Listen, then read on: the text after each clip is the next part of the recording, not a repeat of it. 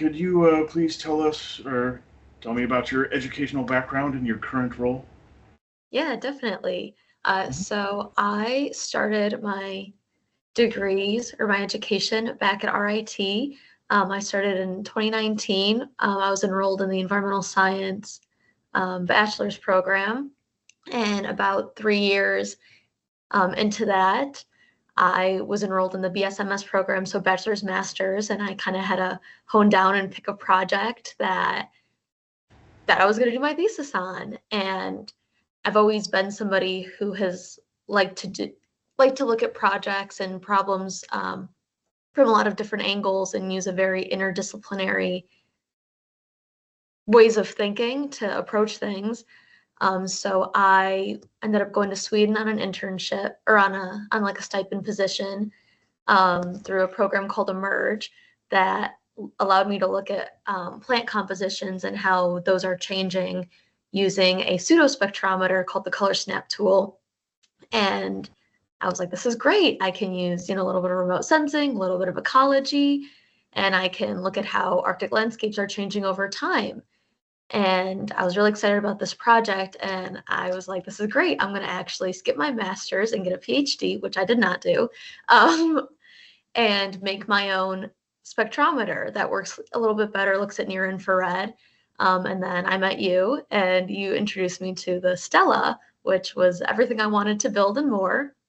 And I incorporated that into my master's. So the title of my thesis ended up being quantifying landscape change using different spectrometers and UAS imagery. Yeah, and so we were able to compare different tools and different collection methods, different mapping methods, even different like GIS systems to quantify how landscapes were changing over time. And so that's kind of what led me to where I am. I'm working at Eagle View right now. It's a aerial imagery company based out of Rochester, New York. And so I do a lot of the image processing stuff on that side. But I'm also still working with Paul to kind of see how the Stella works as a spectrometer and where its value as like a science tool is. So I'm testing it compared to different spectrometers, compared to like its consistency over time, a whole bunch of different parameters. So I'm really excited about that. What was your first impression when you started working with Stella devices? Honestly, I was a little overwhelmed.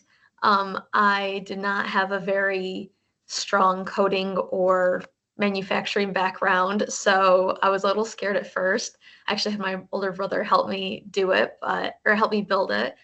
But it actually was not as bad as I was expecting. Um, it was really easy to put together and use, and I had to do a little bit of troubleshooting in the field because I messed a few things up. But yeah, no, I had a really great time using it, and I think it could be really helpful to like a lot of early career scientists and early career researchers who might not have access to high cost spectrometers. Fantastic. And that leads into the next question. What career skills do you feel Stella has helped you develop? Oh gosh, what hasn't it helped me develop? I feel, I don't know if I'd say a confident programmer, but I definitely am at least better than where I started. And I really think I've been able, like I said, I like to look at things from a lot of different like perspectives and angles and different ways of thinking. And I think that Stella has really helped me do that because there's like the manufacturing angle and the machining angle and the programming angle. And it can help solve so many problems, not even just environmental. So yeah, I would say that it's a very great tool that teaches a lot. Whatever you want. Stella can. What career skills do you feel Stella has helped you develop? Oh gosh, what career skills hasn't Stella helped me develop? I think honestly, Stella is what you make of it. I'm somebody who was not a very confident programmer, so being able to have the code set up for me, I can really look into it and learn what commands are helpful where, how to modify it. I've been able to add a few different commands in there to make my research easier. Again, I'm not somebody who has very much technical experience, so it's really helpful that the build guide is there, but there's also options to, add your own sensors and add GPS and anything that's really helpful to you. You can mix and match. So that's been super helpful. What transferable skills from STELLA work do you see applying to other areas of your career?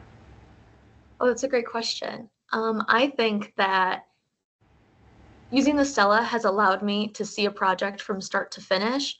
So I've seen, the development of different tools and, even like the process of writing grants to try to get more funding to pursue more research, all the way down to data collection and data analysis. So I think seeing like a comprehensive project from start to finish has really allowed me to hone in on things I like and things I don't like. Data collection specifically is a huge one. So when you only have a limited amount of time and a little limited amount of resources, it's really important to come up with a great data plan ahead of time. So I think that's something that's really important that I've learned. What skills did you develop that you didn't expect when you first started with STELLA? Ooh, I learned how to fail gracefully, I would say. I think that now this isn't specifically tied to STELLA, but working with STELLA has given me the opportunity because it's a low cost instrument. I feel comfortable messing with different sensors and trying to build my own version of STELLA with different codes and different, I guess, parameters. So, for example, I was trying to write a code in STELLA that will run through all the different gain and integration time combinations, so I don't have to change it every time I turn on the STELLA. I just wanted one to turn it on once and it will run continuously and just cycle through. And it was really hard. I didn't expect how many times I'd have to like try something, test the code, it didn't work, try it again. So it really taught me how to just be patient, and it's okay that it doesn't work the first few times, and it's okay. I can fail gracefully and then still succeed later on.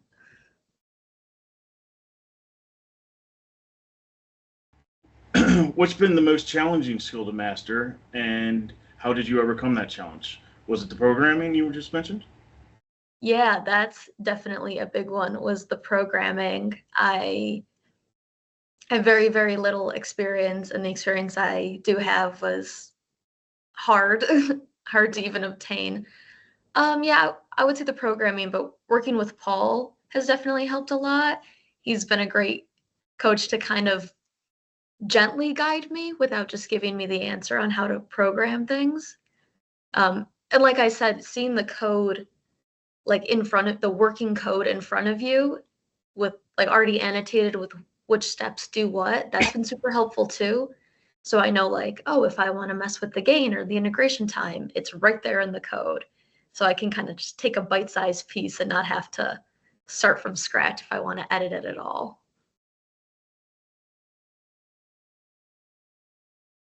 What motivated you to focus specifically on developing these protocols for STELLA, and what are they? So I've been working with Paul to do sort of a classroom calibration protocol. And that's something that I wish I had learned a little bit more of while I was doing my thesis. I think it would have given my measurements a little bit more credibility. So I think that's something that if we can teach it earlier on with something like the STELLA, I think that that's something that can advance science further. I think my measurements that I took with STELLA were great and valuable, but I also think that they could have been helped if I had done a few measurements first, especially because I was testing in a very uncertain environment, like the outdoors with different light levels and different times of day. So having controls such as light, seeing how the STELLA reacts in different light levels and different environments can help give a more consistent data set, and that can be can be compared to different data sets year over year, different times, a lot easier. So I think that's where that motivation really came. And also just to see how the STELLA performs. It's still a relatively new instrument. So having different people test different things and seeing if, seeing.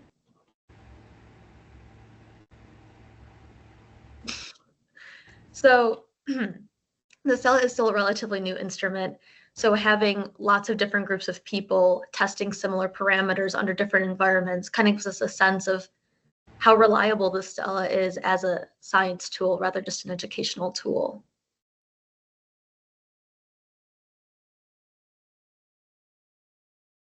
Okay, so what are some key considerations when designing your protocols so that other folks can follow it independently? Ooh. So when designing a protocol, it's really important to make sure that it's clear and detailed while still being concise. So there's some steps that are a little bit implied that you don't necessarily need to repeat, that just bogs things down and makes people probably overwhelmed looking at a 20-step protocol. But it's also really important to make sure that the steps are repeatable. So anything that could change the variability or that could change the setup at all needs to be mentioned. So if I say, for example, I'm taking measurements of room darkness, I think it's important to make sure to mention how I darken the room. So like the lights need to be off, curtains need to be up, no light sources, so that it's repeatable for other people.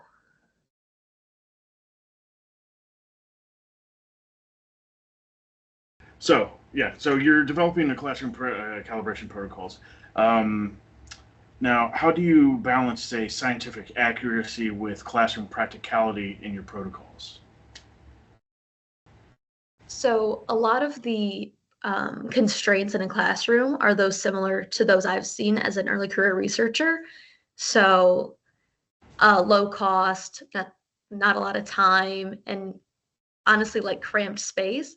So when I'm designing it, I'm doing everything in my one-bedroom apartment to try to make sure that this is repeatable by kids, this is repeatable on low budget, and this is repeatable under time constraints. So every section of the protocol, every section of the calibration that I'm setting up, I'm practicing it in my apartment to try to understand what materials I can kind of scrounge together to make it, low cost, and to make sure that it can be done on a time constraint and make sure there's enough repeatability where that can account for any uncertainty. So it's really, I'm practicing it before I'm writing the protocol. So I'm going through lots of different trials, lots of different experiments before I really make sure I get it right.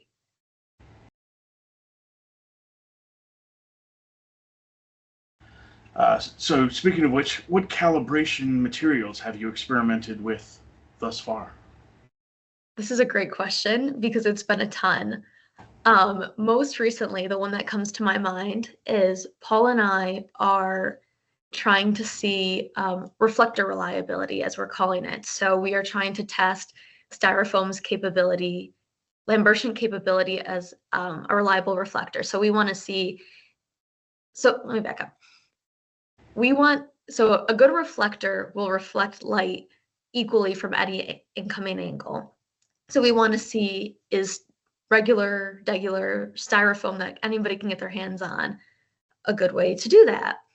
So we wanted to test the irradiance we're getting from all these different angles. So I have my nightstand set up to be at the right height. I have a Lazy Susan on top of it. And then I have the styrofoam cross-hatched so I know where the center is, with a protractor on top so I know the angle. And then I have floss tied to it so I can actually turn it to get the angles that I need. So that has been honestly probably the best way I found to do that. In general, I also have it's like a selfie stand kind of, or like a tripod for photos that I use to keep the STELLA up. Paul has a great 3D printed part that holds the STELLA and it just clicks right in.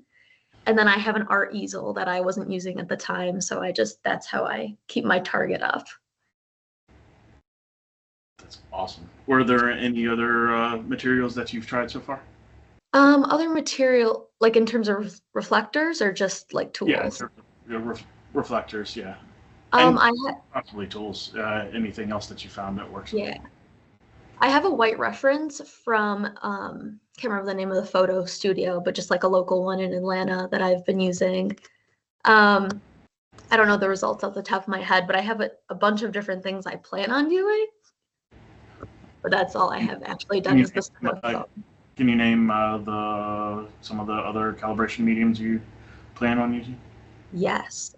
I know we've talked about different types of paper, so like construction paper specifically, because it has more texture to it. We've talked about a whiteboard and even just like a mirror just to see what we're looking at. So those are some things we might see upcoming. Uh, okay, yeah. So, what improvements or refinements are you still working on for your protocols? That's another great question.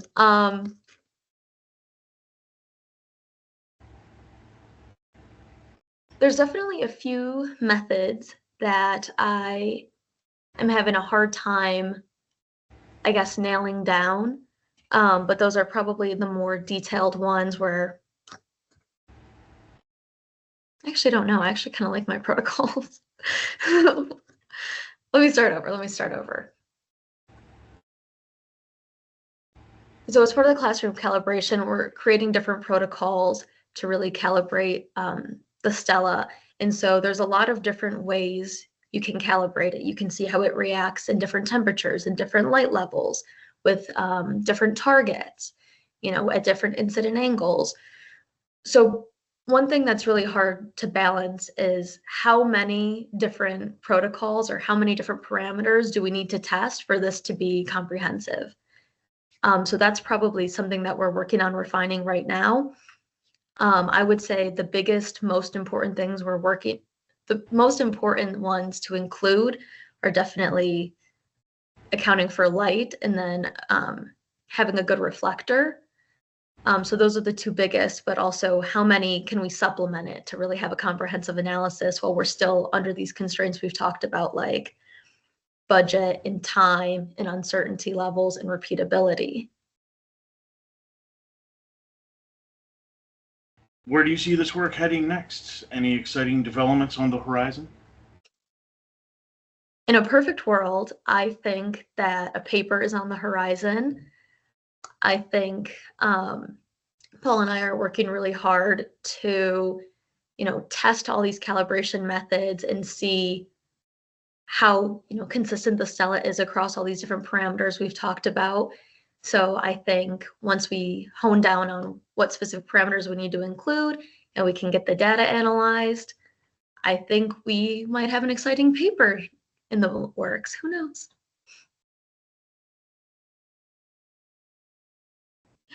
Uh, Measuring extraneous light. Tell me Yes. about it. What is it? So What- extraneous light is light in a completely dark room that we just kind of can't get rid of.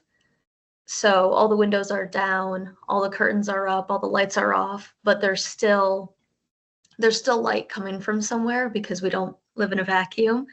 So that's something to account for because it can be different at any different points of the day, different days of the week, different seasons of the year. So one way we do that is by saturating the lens. So we max out gain and integration time in a completely dark room, and we see how much of this extraneous light we're seeing, and we measure that across different conditions. And if it's consistent, we can account for it, and we can account for it at once and just kind of do some subtraction. But if it's not, there's different ways we can account for it individually. So it's something you can measure extraneous light at the start of your measurements and see if it's something that needs to be accounted for or if it's something that's just negligible because of the small amount compared to the other measurements you're taking.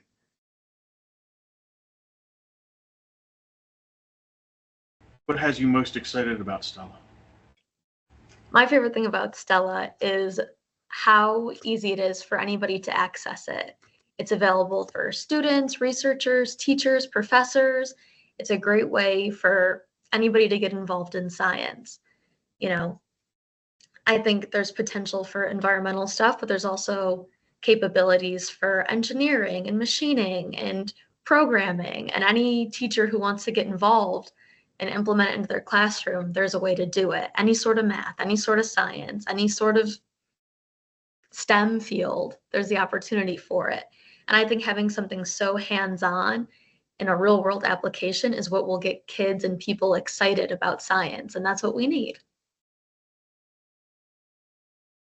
I guess one thing that I think is really cool is that everybody I talk to is really interested. Like my mom works in a school, so all the different teachers I talk to are like, wow, tell me more about this tool. So it's really cool to say, like, yeah, I'm actually pretty comfortable with it. You know, I know it really well, where I can explain it to people and give a demonstration and, you know, do a quick data analysis right in front of them to show the difference between different plants and asphalt and concrete. So I would say that's pretty cool. Everybody, I think once it's out there, people will, like, once people know about it, I think they're really excited about it. And that's something that's really cool to be a part of.